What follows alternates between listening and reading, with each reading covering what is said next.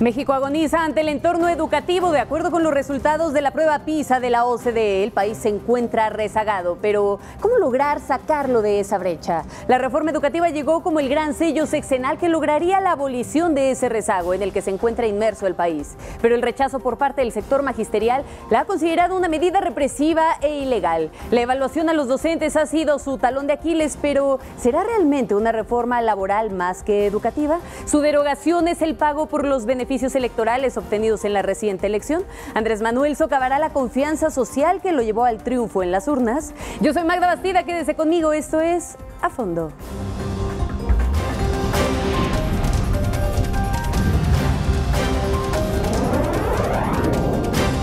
A Fondo con Magda Bastida. México se encuentra reprobado en educación. De ese tema hablaremos durante nuestro primer bloque. Para el segundo bloque hablaremos si realmente es viable dar marcha atrás a la reforma educativa o convendrá seguir con ella o solamente hacer algunas modificaciones. Para el tercer bloque hablaremos como tal de la evaluación de los maestros. ¿Sí o no? ¿Debe continuarse evaluando a estos maestros? Finalmente hablaremos del rumbo que tomará la educación en nuestro país. Quédese conmigo. Comenzamos. El pasado 11 de septiembre la OCDE publicó el informe Panorama de la Educación 2018 y uno de los aspectos relevantes es que México gastó poco en educación, 4.3% del Producto Interno Bruto, porcentaje que, si bien es cierto, está cerca del promedio de la OCDE, los resultados que presenta son notablemente bajos. ¿A qué se debe la ineficiencia de nuestro sector educativo? Con esto comenzamos a fondo y les doy la bienvenida a nuestros invitados de hoy, a quienes agradezco infinitamente que nos acompañen. Empiezo contigo, Catalina Inclán Espinosa, investigadora del Instituto de Investigaciones sobre la Universidad y la Educación ISUE de la UNAM. Bienvenida. Mucho gusto estar contigo. Además, Marco Fernández, también ya de casa. Él es profesor en la Escuela de Gobierno del Tecnológico de Monterrey e investigador de México Evalúa. Bienvenido, Marco. Hola, muy buenas noches. Asimismo, saludo con gusto a Jennifer O'Donoghue. Estoy un poco confundida de pronto con el apellido, directora de investigación en Mexicanos Primero. Jennifer, bienvenida. Muchas gracias. Y finalmente, y no por ello menos importante, a Tonatiuh Bravo, diputado de Ciudadano, ya diputado ciudadano por Jalisco. Bienvenido. Gracias, Magda, por la invitación. Hoy tenemos un tema que, si bien es cierto, ha generado un gran debate ya desde hace unos meses, cuando hablábamos de la campaña incluso. Se decía muy directamente por parte del presidente electo de este país, no va la reforma educativa, y al parecer el presidente, aún en funciones, pues parece que la va a defender hasta el último día del gobierno. Pero vamos a empezar con ello. ¿A qué se debe el rezago educativo del país, que son las entrañas finalmente de este problema?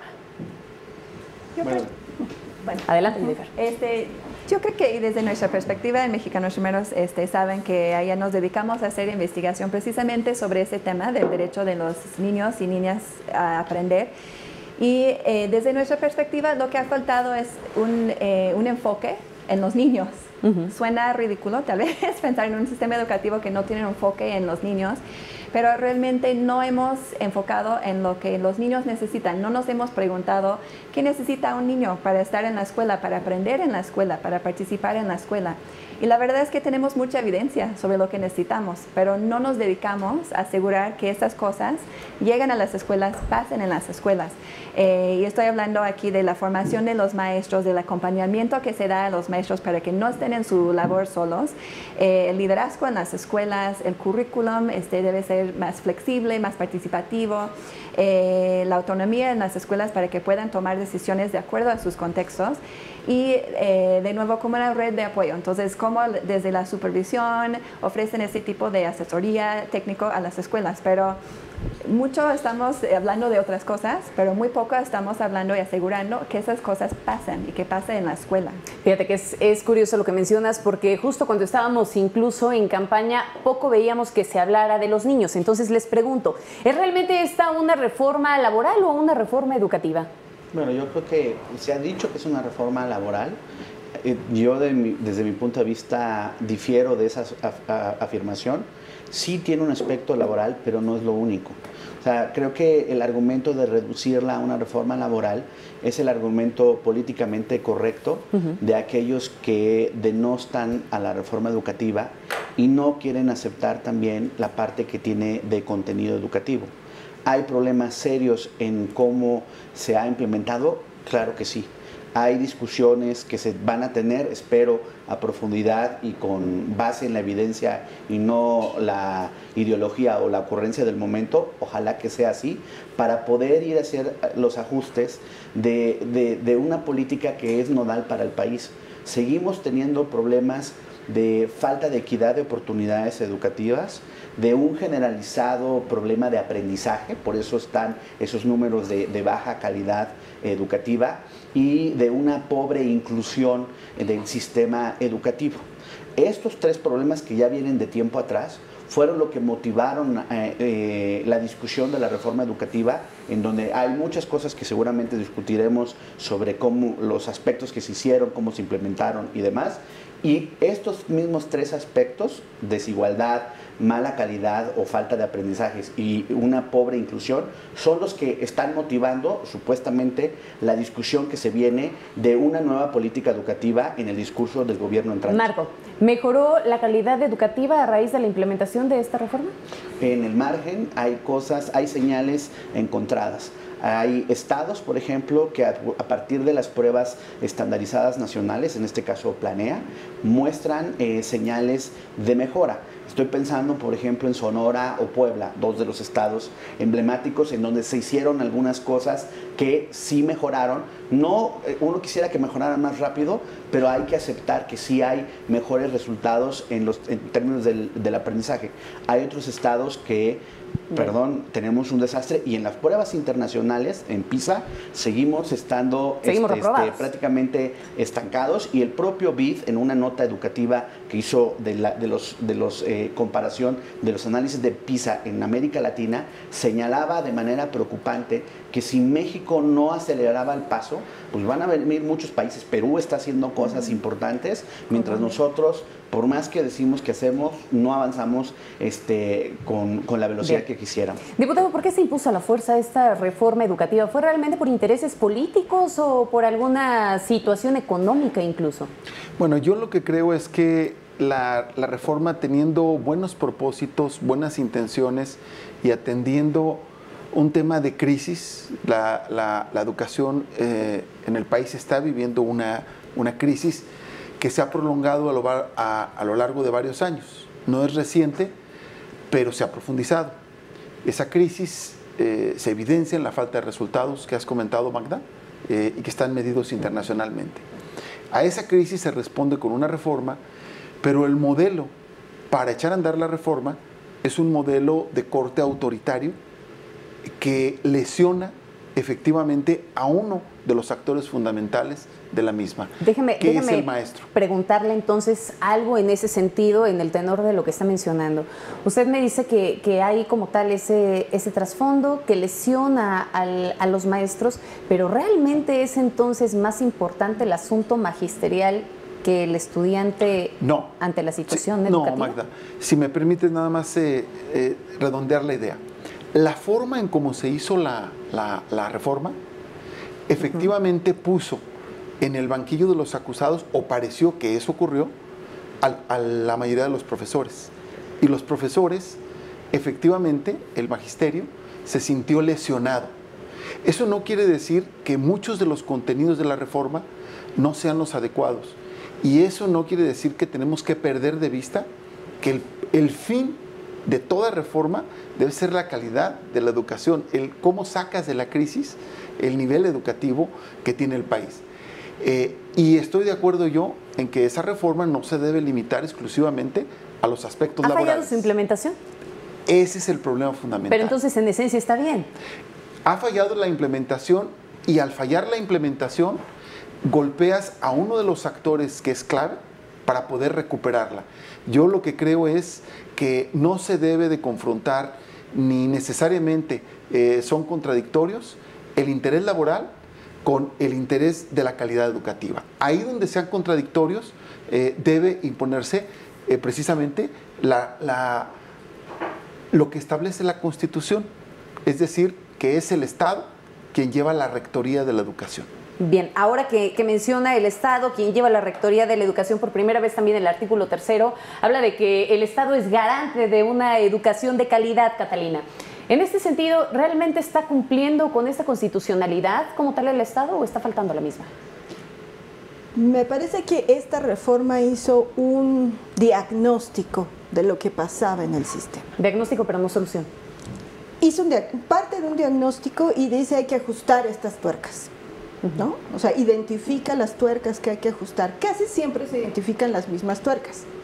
Currículum, libros de texto, trabajo en el aula, enfoques pedagógicos de trabajo en el aula. Y lo que estamos viendo en este momento es que no es suficiente ajustar esas tuercas, que los sistemas educativos están, que la escuela no está sola, que los sistemas educativos se ven influenciados por los contextos sociales y que ahí es donde choca el escenario del diagnóstico con la realidad. Y calidad, que es un tema para un programa total, o para muchos, es uno de los componentes estelares o centrales de la reforma.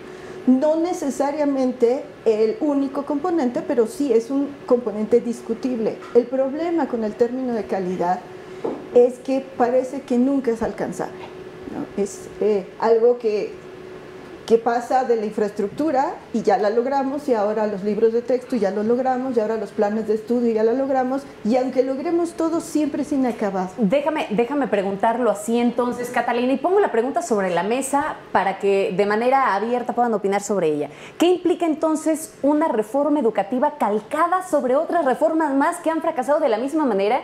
¿Y qué va a pasar entonces probablemente con la reforma que venga a sustituir a esta reforma que tenemos actualmente? Mira, a mí me preocupa una situación muy importante, porque en este debate poco se usa la evidencia, es mucho la creencia o la ideología y poco el análisis serio de los números para tratar de poner las dimensiones y que esos ajustes de tuercas estén más guiados a partir de soluciones que realmente puedan atajar a los problemas que están encaminados y no la ocurrencia del momento.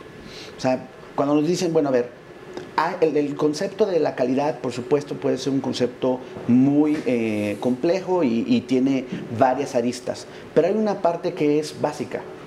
¿Qué aprenden los chicos, los jóvenes en las aulas? Aprenden, o sea, sí logran tener comprensión de lo que leen, sí tienen las habilidades matemáticas para aplicar a la resolución de problemas y demás. De entrada, sabemos que los números tanto nacionales como internacionales lamentablemente dicen que la mayoría de nuestros estudiantes, tanto en escuelas públicas como privadas, no tienen esas características respecto a otros que sí tienen en el mundo.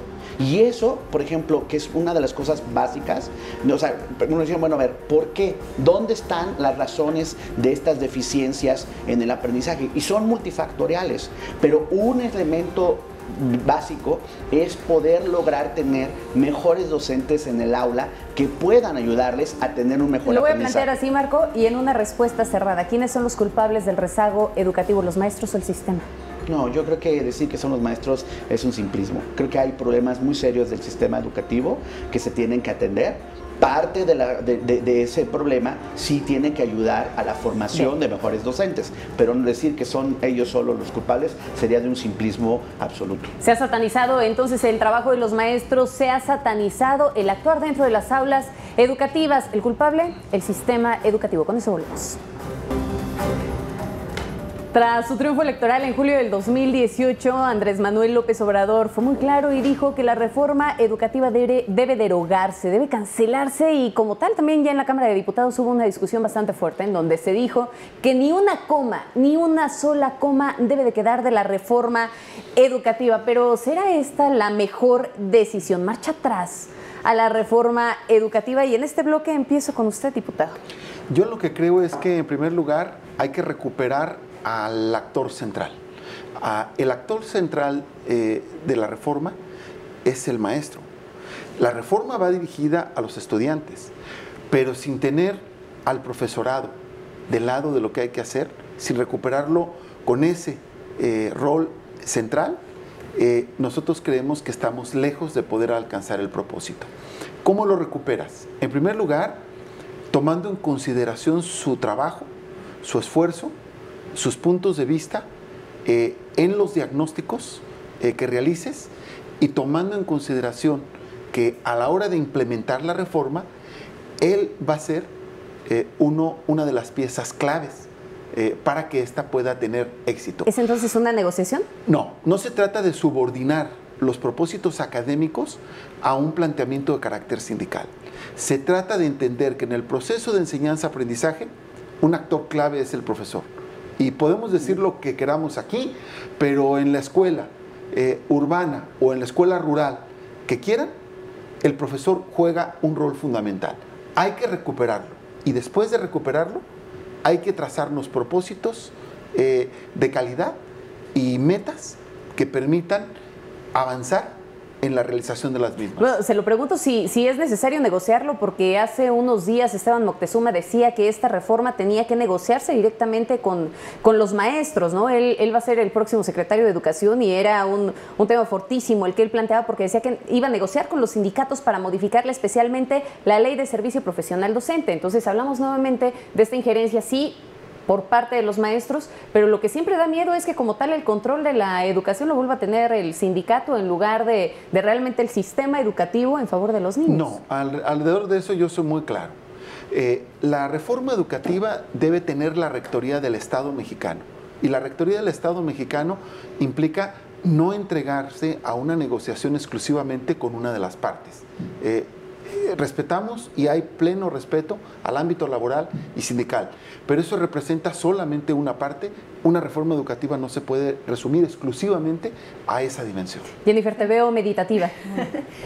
No, yo creo que, bueno, ya hay muchas cosas que decir, pero yo creo que en ese punto, el último punto que estaba haciendo Tonatiuh, la importancia de encontrar los espacios para hablar con los maestros, porque la verdad es preocupante un poco cuando hablamos de que los maestros quieren eso, los maestros dicen eso, los maestros no están de acuerdo, como los maestros fueron un grupo homogéneo de pensamiento igual. Y los principales voceros tienen de ser los líderes de los sindicatos. Entonces, ¿cuáles son los espacios donde los maestros que realmente están en aula, que están experimentando lo que es el proceso educativo con sus retos, sus desafíos, pero también todo lo bonito, como que ellos también pueden opinar y estar involucrados? Yo creo que tenemos evidencia de distintas fuentes, regresando a lo que dijo Marco. Entonces, solo para dar un ejemplo, hicieron un estudio en Puebla de normalistas y que encontró que 95% o 97% están de acuerdo con los concursos de ingreso. Entonces, debemos escuchar a esos maestros, o debemos escuchar a los líderes del sindicato que dicen que no, que los concursos es una injusticia con los maestros, cuando los mismos maestros, muchos de ellos, están diciendo que están de acuerdo, porque eso les ayuda a tener seguridad, eso les ayuda a tener claridad cómo será la entrada en su profesión. Y como eso, hay muchos otros ejemplos de estudios que están haciendo en la academia, en otras partes, con maestros, para recuperar la voz de los maestros. Entonces, ¿en qué espacios podemos escuchar y incluir esas voces y evidencia? Y solo haciendo eco de lo que está diciendo Jennifer, a ver, o sea, y adelantándome tantito a lo que quieres hablar de la evaluación, para dar una dimensión de qué estamos hablando y ver si sí es cierto o no que es una reforma punitiva o en contra del magisterio. Tenemos desde 2014 a la fecha, se ha evaluado a 1.520.613 profesores en las distintas tipos de evaluación. Simplemente para aquellos maestros que quieren ingresar al servicio profesional, se han hecho evaluación de 806,000 personas, 806,701 para ser exactos. O sea, eso es un cambio radical a lo que pasaba hace 6 años respecto a esta práctica malsana de la herencia y la venta de plazas. Hay 175,000 personas que justo tratando de recuperar esta idea de que el mérito sea lo que los puede guiar para ser directores o supervisores, concursaron en los concursos de promoción. Antes, perdón, o sea, y todos los que estamos en esta mesa hemos visto el tema educativo por años. Antes, ¿cómo se nombraban a los directores o a los supervisores? Oye, pero, pues muchos se hacían pero a ver, Marco, con conectes, no con sus méritos. Ahí... Esas cosas, perdón, eso no es en contra de los maestros. Hay cosas que están mal. La evaluación de desempeño, la forma en que se implementó y sobre todo lo que derivaba de la reforma de desempeño, que tiene que ver que tú tengas la formación, los cursos, las tutorías como maestro nuevo o los cursos de capacitación para los que están en el aula de calidad para mejorar de acuerdo a las cosas que detecte que tienes débil como maestro, de acuerdo a la evaluación, eso ahí se falló. Pero muchísimo. ¿cómo se garantiza entonces que realmente estas plazas no caigan en la venta? ¿No? Recuerdo que también hace algunas semanas Andrés Manuel López Obrador decía que la venta de las plazas no se daban directamente por un asunto de los maestros, sino se daban directamente desde la Secretaría de Educación arriba, en las élites. Perdón, es que entonces, ahí, entonces perdón, ¿cómo controlas esa parte? Perdón, eso es lo que le cuentan. Perdón, ahí sí es, perdón, con todo respeto al presidente electo, eso no es cierto. O sea, hay un problema. Vamos a hablarnos las netas. Y las netas es ver que hay un problema de muchos de esos líderes. Hay líderes que son respetables, pero hay muchos líderes que han jugado el juego de la corrupción, que han condicionado las plazas para decir, con favores, a ver, te voy a transferir a tal escuela, pero te vas a caer con tanta lana. Marco, entonces ¿es por favor, no nos hagamos esta que esto es derogación de la reforma educativa es un pago político? Yo no sé cómo calificarlo, me parece que recoge por un lado un malestar que una parte lo puedo entender en términos de lo que decía del enojo que se les dijo, les vamos a dar trajes a la medida, y yo siempre lo digo de manera enfática al antiguo secretario Aurelio Nuño, ¿no? Pues su sastre realmente no fue a la escuela. O sea, teníamos un problema serio en que los cursos de capacitación estuvieran adecuados a los maestros, sí. Tenemos un problema de que muchos estados no cumplieron con las tutorías, también. Pero, o sea, de ahí a decir borrón y cuenta nueva y ni una coma de la reforma va a quedar, bueno, me parece que eso es para la tribuna, pero no es si se quiere ser serio en política educativa. Catalina. Me falta un componente en esa ecuación. Sí tenemos 1 millón y tantos de sustentantes que pasaron por este examen, pero el componente que nos falta es averiguar si esos que entraron son buenos maestros. O sea, ese componente que matiza lo numérico y que incluso matiza los buenos resultados de Sonora y Puebla, porque a lo mejor el componente de buenos resultados no fueron los maestros, sino otros fuera del sistema o vinculados al sistema y que no solo pasaron por los maestros. Esto es algo que el propio principio de la reforma no lo prueba y que se menciona como una relación central en la reforma. Si nosotros evaluamos a los maestros con este sistema de evaluación, que además es un sistema de evaluación muy cuestionado, porque no necesariamente vamos a sostener que un examen prepara para el ejercicio de la docencia, un examen de preguntas abiertas, extrañas. Pero Catalina, perdón, otra vez, hablemos, o sea, veamos las cosas en su dimensión. Yo estoy de acuerdo que hay factores, pero, a ver, la evaluación es falso que sea solo un examen de preguntas estandarizadas, como se ha dicho. Hay 3 componentes para la evaluación de desempeño. Entonces, perdónenme, cuando me dicen que hay cosas que se tienen que mejorar, se tienen que mejorar, pero decir que un examen estandarizado es lo único que mide la calidad del docente, eso es mentirle a la gente, eso no es cierto. Pero también mentirle de que una planeación didáctica argumentada es lo que sucede en la realidad.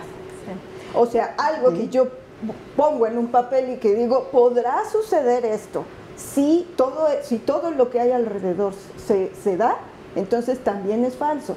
Una planeación didáctica es una propuesta que ya en el plano real puede cambiar totalmente y puede no ser efectiva. Y esa parte, que es una parte real en la docencia todo el tiempo, yo puedo llegar con mis alumnos y pensar que voy a hacer maravillas y ese día ni ellos ni yo conectamos. Sí. O hay un... tiene que ser ajustable a cada lugar. Sí, y eso tampoco se puede planear necesariamente. Por eso me parece interesante regresar. Con el maestro sí, sin el maestro no se puede. ¿Cómo hacer que el maestro vuelva a creer? sin que se caiga o en un uso político de su figura o en una simplificación de su trabajo, ¿cómo puede creer nuevamente que un nuevo modelo va a ser pertinente y que va a dar resultados y que le va a poder dejar hacer su trabajo? Lamentablemente, perdón, las señales que estamos observando es nuevamente la tentación del uso político de la figura del maestro para poder sí tener aplausos en la tribuna, pero si realmente queremos ser serios respecto a los problemas de desigualdad, de falta de aprendizajes, de inclusión, no es así como se tiene que solucionar el asunto. Y coincido plenamente con lo que estás diciendo y me preocupa que otra vez está la tentación de victimizar al maestro y usarlo políticamente para propósitos del discurso, ganarse votos y no entrarle al tema educativo. Haces una aseveración ahí bastante fuerte, Marco, usar políticamente al maestro. Con eso vamos a volver porque hay mucho que analizar y ya entrados en el tema, la evaluación magisterial. El pasado 11 de septiembre la mayoría, en la Cámara de Diputados, la mayoría de Morena, pues decía que era necesario ya suspender como tal la evaluación magisterial. Al día siguiente la Secretaría de Educación reviró y dijo que no, que el hacerlo de esa manera sería totalmente anticonstitucional. Ya hablábamos y ya entrábamos en esta discusión, la evaluación a los docentes. Y me voy a regresar un poco, me voy a regresar, Tonatiuh, porque tenías el comentario pendiente, querías lanzarlo, retomando justamente parte de este asunto de la evaluación magisterial y del uso político de los maestros. Claro, hay que ser muy claro, no se agrede al profesor porque ahora el sindicato pierde la prerrogativa extralegal que tuvo durante muchos años de designar no solamente a los directores de escuela, no solamente a los inspectores, sino también subsecretarios, secretarios de educación y subsecretarios a nivel nacional. Eso fue precisamente una perversión hecha desde el sistema, pero reconozcámoslo y hablemoslo con toda franqueza. No se trata entonces ahora de recuperarle esas prerrogativas políticas para decir no agredes al maestro, no. Cuando yo hablo del tema de que sí se empezó a focalizar en el profesor de una mala manera el tema, es porque se le puso más énfasis a la prueba que a la preparación previa para que la presentara y a la capacitación previa. Y nada más doy un solo dato. Un diario nacional evidenció el gasto de 2,000 millones de pesos adicionales de comunicación social de la Secretaría de Educación Pública que contrastan mucho con lo que la misma Secretaría de Educación Pública invirtió para preparar a los profesores. Como complemento de los cursos de formación docente, se subejerció en promedio el 36%. Y nosotros fue cuando nos peleamos con la autoridad, le dijimos, a ver, perdóname, pero tú dices en el discurso que quieres ayudar al maestro, que les haces los trajes a la medida, pero no gastas, no pones ese gasto y te gastas en tu promoción personal, bajo supuestamente promocionar la reforma educativa, una cantidad muy superior a lo que los diputados les habían dado. Entonces no se está capacitando a los maestros. Hay que hablar del uso político de los maestros, pero también del uso político de la Secretaría de Educación Pública para fines ajenos totalmente a la educación. Concluyo nada más, Magda, señalando lo siguiente. Uno de los grandes defectos que ha tenido este proceso de reforma es que no ha aprendido de los otros niveles educativos. Y el nivel superior, sobre todo, le pone en muchos ejemplos a la reforma educativa. En las universidades públicas, con todos los defectos que podamos tener, tenemos ya la evaluación. Para efectos prácticos, al profesor es evaluado por pares y se le asigna una categoría que va pudiendo subir conforme va estudiando maestrías, va estudiando doctorado, va estudiando postdoctoral, etc. Sus investigaciones y sus resultados son tomados en consideración precisamente para el estatus. El tema de estímulos que yo tengo mis reservas respecto de eso, pero finalmente sí toma en consideración estos elementos. Y no solamente es al profesor, sino a los programas. ¿Qué es la evaluación del Padrón Nacional de Posgrado de Calidad del CONACYT? No es más que eso.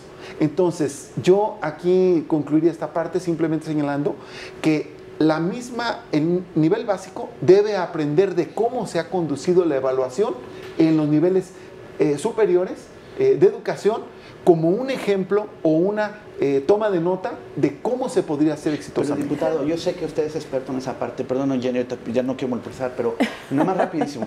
En la parte de lo de las universidades, digo, eso es otro tema, para otro programa. Para otro pero, fondo completo. Tanto las universidades públicas como privadas, por ejemplo, no rinden cuentas de los resultados, del aprendizaje, de las oportunidades laborales y demás que le dan a sus egresados. O sea, creo que también tenemos que ser cautos respecto a las lecciones de la parte de la educación superior para la educación básica, porque hay áreas sustantivas de oportunidad en cómo darle seguimiento a los resultados que la educación superior. Pero en el tratamiento laboral yo creo que sí le da ejemplo. Sí. Jennifer. Yo creo que a mí me gustaría regresar a un punto que estaba haciendo Catalina antes, de la falta de evidencia de que lo que se está haciendo ahorita ha tenido un impacto. Yo creo que ese es un punto muy importante, a lo mejor no tan mediático, ¿no? Pero del ciclo de la política pública. Entonces, diseñamos algo, implementamos ese algo, evaluamos ese algo y después vemos qué pasó para ajustar, cambiar, etc. Pero ahorita lo que estamos viendo es un brinco enorme de que diseñamos algo, nunca realmente se implementó bien.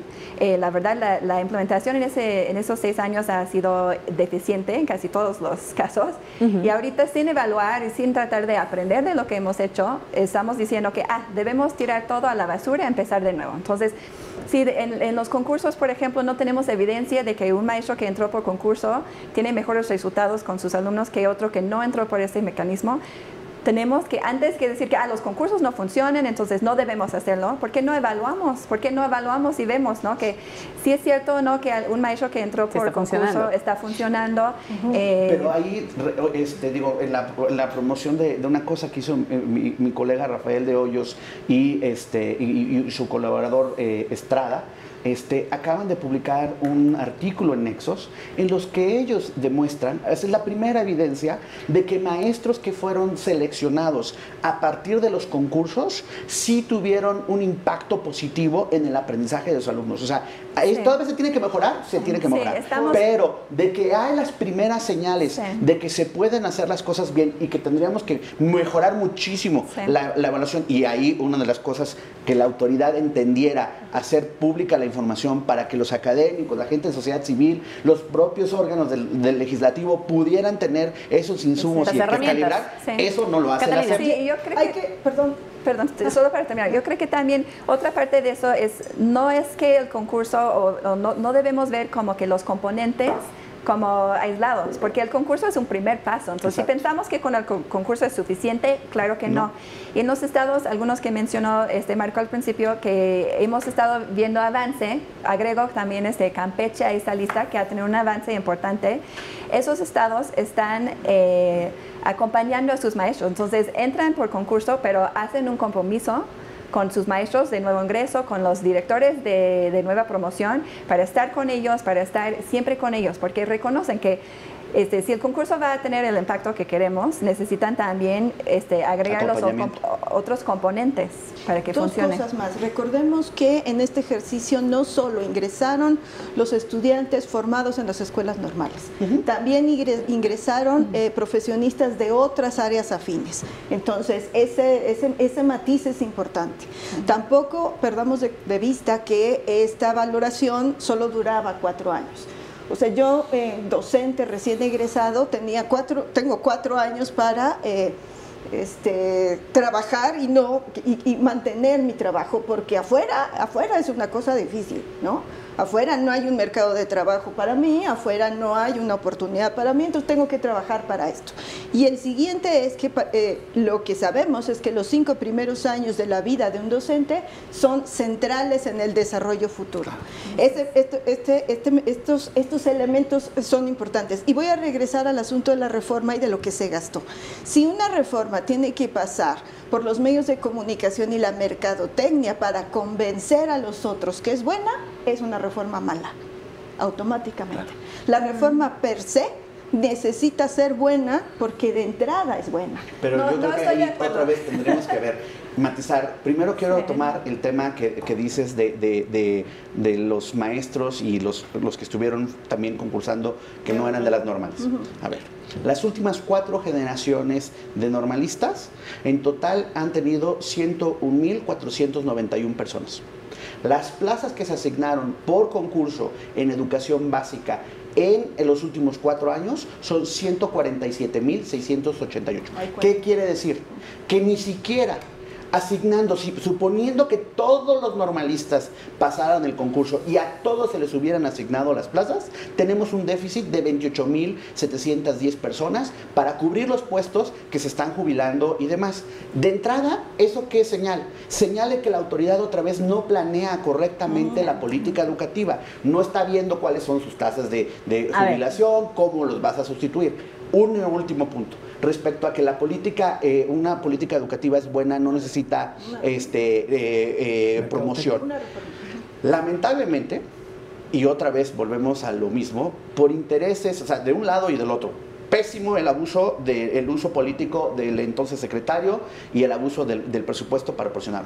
Pésimo también muchos de los líderes que mentían sobre el contenido de la reforma, los líderes de las secciones, y malinformaban a sus compañeros. O sea, esto de decir, por ejemplo, que producto de la reforma, todos los maestros en funciones antes de la reforma iban a ser despedidos, eso es una mentira. Y eso lo decían muchos de los líderes a sus personas. Tenías como autoridad, si tú fueras autoridad, tendrías que informar de eso. Marco, tocan en este momento nuevamente el asunto de una reforma laboral en lugar de una educativa.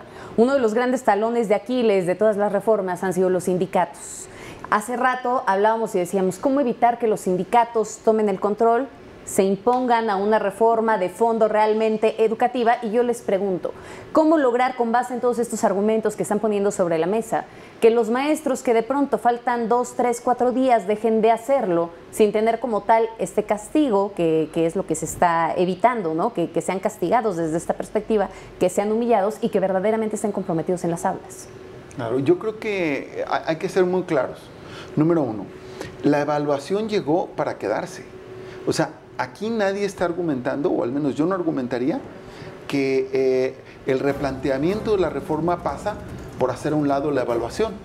Yo creo que no. Yo creo que mundialmente nos queda claro que el de evaluación, todos los niveles educativos nos queda claro que es la evaluación el punto. El tema es el cómo se implementa esa evaluación y si la evaluación solamente debe evaluar al profesor o debe evaluar al sistema, debe evaluar la escuela y todos los demás aspectos contextuales que tienen que ver con el resultado educativo. Cuando tú la focalizas en una persona y lo haces responsable teóricamente de cuántos puntos sacaron los alumnos finalmente en una prueba del rezago educativo, pues entonces dejas de ver los otros aspectos multifactoriales. Lo que estoy diciendo es qué sigue después de la evaluación, la política de formación y de tutoría, porque si nada más evalúas por evaluar y quieres responsabilizar a alguien y no cumples con tu compromiso de darles las herramientas al magisterio. Jennifer, contigo me voy a corte. Sí, no, yo iba a decir que yo difiero un poco de que la evaluación no es el punto es el aprendizaje, y el aprendizaje de los niños y el aprendizaje de sus maestros. Entonces la evaluación solo tiene sentido dentro de un modelo de aprendizaje profesional dirigido a impulsar el aprendizaje de los niños.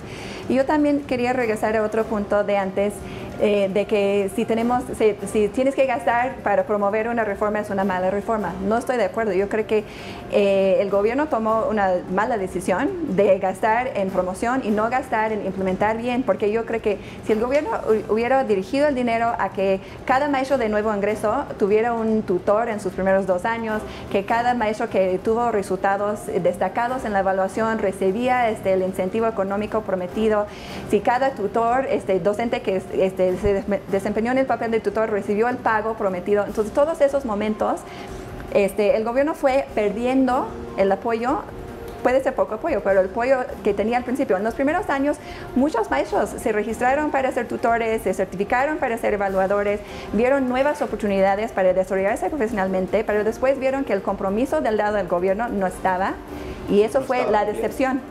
Entonces, por mal gasto, yo creo que mala implementación, ¿no?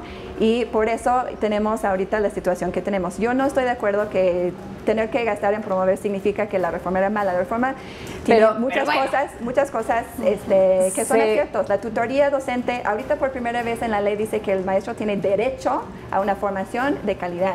Nunca ha dicho eso antes. Entonces, Se eso es algo muy importante para los gastó maestros. bastante, se gastó una Sí, buena y se lana y gastó hablar muy de mal, se realmente gastó muy lo que mal. ha hecho falta para poder impulsar la educación en este país Así es es. ahí justo en donde nos deja pues el qué decir, ¿no? Vamos a hacer una pausa y volvemos. ¿Qué rumbo tomará la educación en México frente a este derrumbe de la reforma educativa?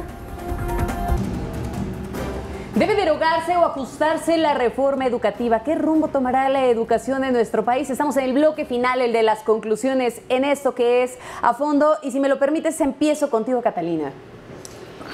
Mira, yo creo que a mí me parece que efectivamente lo que tenga que construirse se tiene que construir con el conocimiento no solo de lo que funcionó de manera inmediata, sino lo que ha sucedido en el sistema educativo. Buena parte del desastre que tenemos enfrente tiene que ver con un montón de ideas novedosas, un montón de ideas exenales, con la dificultad de armar un proyecto más allá de un periodo en específico, y se habla de que una reforma madura o ve sus impactos 10 o 15 años, pues la anterior ni siquiera le dimos ese tiempo. O sea, la anterior a esta reforma, la RIEP 2011, ni siquiera le dimos ese tiempo. Esta le vamos a dar todavía menos tiempo. Lo más importante es aprender de qué es lo que ha funcionado, dónde no ha funcionado, por qué hay que hacer ajustes en específico, por qué hay que comenzar a pensar unos nuevos temas. Se hablaba de la dimensión sindical, a mí me gustaría que se hablara de la libertad sindical, en donde los maestros tuvieran, no bajo un contrato entre la SEP, un sindicato, sino que ellos pudieran decidir. Eso también cuenta, porque eso también los hace ser reconocidos, no como unos peatones, unos obreros del sistema, sino como un componente profesional. Ese es el alcance sindical. Por supuesto, yo creo que eso también se tiene que hablar. Y apelar a que quienes hoy van a discutir algo Bien. que se decía en otro momento, se discutió esta reforma, no necesariamente con los mayores términos, sabemos que se discutió de manera muy apretada, en condiciones muy adversas, muy rápidamente avalada por el legislativo. Bueno, no caigamos en ese error de el tiempo suficiente para tomar todos los elementos, reconocer todos los elementos y decir es o el otro el que vamos a trabajar. Efectivamente la evaluación llegó para quedarse, pero hay diferentes enfoques de evaluación. No podemos amarrarnos a uno y decir que este es el único y el último. No universalizarla. No, porque existen otros, y creo que eso es un elemento que quienes van a discutir esto y quienes vamos a ver cómo discuten, lo vamos a tener presente. Bien. Marco, ¿derogarse o ajustarse? Mira, yo coincido plenamente en lo que acaba de decir Catalina. Cada 6 años está la tentación de la reinvención de la rueda educativa, y al país le ha salido muy costoso no tener capacidad de aprendizaje sobre lo que funcionó y lo que no funcionó. No hay un uso, en verdad no es una cuestión tecnocrática, hay un desprecio del uso de la evidencia para calibrar las políticas públicas, y eso otra vez ha sido, con un costo al país enorme. ¿Por qué? Porque siempre se pueden tener muy buenas intenciones, pero en vez de tratar de diseñas, implementas, evalúas para ver qué jala, qué no jala y haces los ajustes, no estás en medio de ver esa parte, implementa, o sea, hay signos de que te hablan de una mala implementación, vamos a terminar de hacer una evaluación correcta de esto para ver dónde están los ajustes, pero no, lo que pareciera que hay es otra vez la tentación de usar políticamente a la educación y otra vez decir vamos a empezar de cero, y cada vez que estamos empezando de cero lo único que se perpetúa son las desigualdades y el mal aprendizaje de nuestro sistema educativo. Yo no sé, me gustaría ser más optimista, abrir la rendija a la esperanza de que en esta ocasión va a ser diferente, pero las señales que estamos observando apuntan en otra dirección. Esta idea, por ejemplo, de los puntos de acuerdo que se hicieron en diputados y en el Senado, en donde incluso se mintió diciendo que producto de la reforma habían desaparecido y levantado a maestros. Eso dijo un legislador al presentar el punto de acuerdo. Así no se puede discutir de manera seria el tema educativo. Ojalá que me equivoque y se abra esos espacios a la reflexión y al aprendizaje. Jennifer. Bueno, yo creo que no podemos perder de vista lo que está en juego cuando estamos hablando de la educación. Y realmente estamos hablando de un derecho, y es un derecho humano, derecho de los niños, y la obligación del Estado de garantizar la progresividad en ese derecho. Entonces, no podemos retroceder.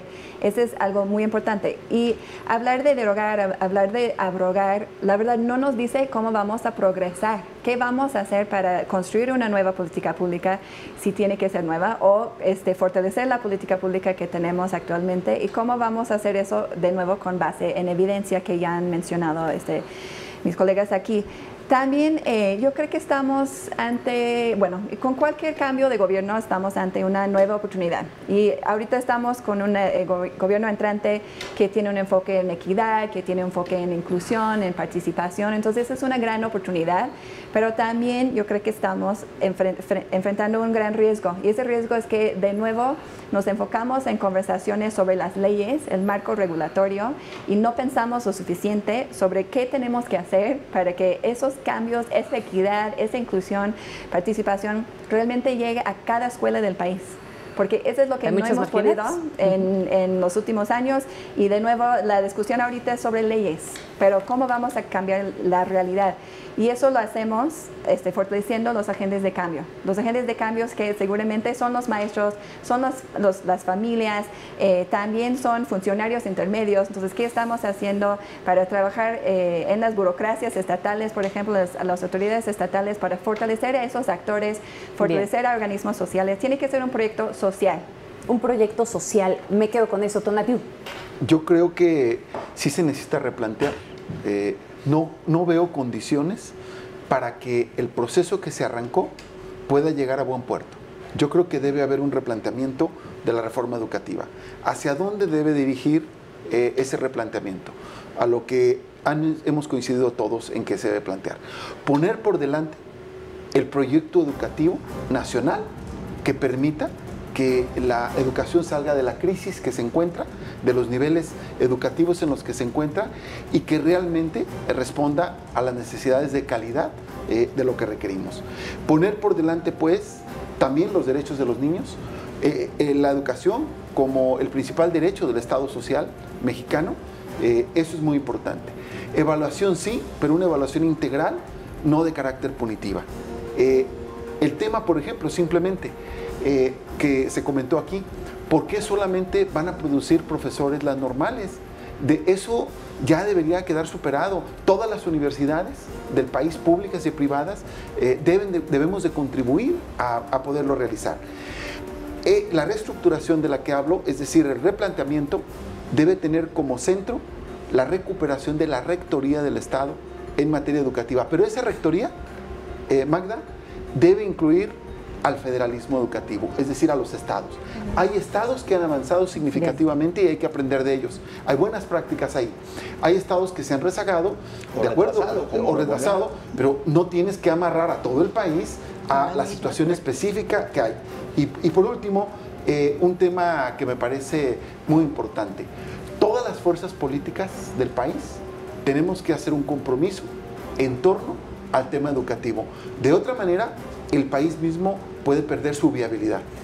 Bien, entonces podríamos decir que sí vale la pena rescatar algunas comas de la reforma educativa. Si bien es cierto, ha faltado un enfoque en los niños, que son la parte primordial de estas. Se debe construir con conocimiento y memoria histórica la nueva reforma educativa para armar algo más que solamente un proyecto sexenal, como nos hemos venido enfrentando en los últimos años. Además, hay que tener más allá, no solamente una dimensión sindical, sino también pensar en el alcance de los sindicatos. No puede existir una evaluación universal, debe adaptarse a cada una de las regiones. Además, se tiene que calibrar las políticas públicas en beneficio de la sociedad, abrir espacios a la reflexión para el aprendizaje, porque la evaluación no es el punto medular es el aprendizaje de los niños. Hay que hacer un replanteamiento de la reforma en cómo cambiar la realidad más allá que de una sociedad. Muchísimas gracias a todos por habernos acompañado en este A Fondo, pero sobre todo gracias a usted por el favor de su presencia. Yo soy Magda Bastida, esto fue A Fondo.